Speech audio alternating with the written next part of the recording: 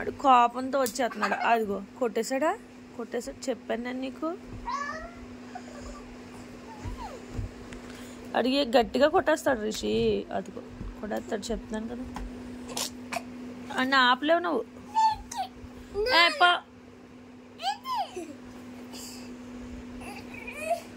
పో నువ్వు పో, కోపం వద్దు నీకు. వేస్ట్ నా కొడుకు నువ్వు. చీపోరా. షర్ట్ పట్టుకున్నావు అండి. ఎంత కోపం వస్తా చూద్దాం. కోపం వస్తుంది. నా కొడక రే వేస్ట్ నా కొడక రే వేస్ట్ నా కొడక.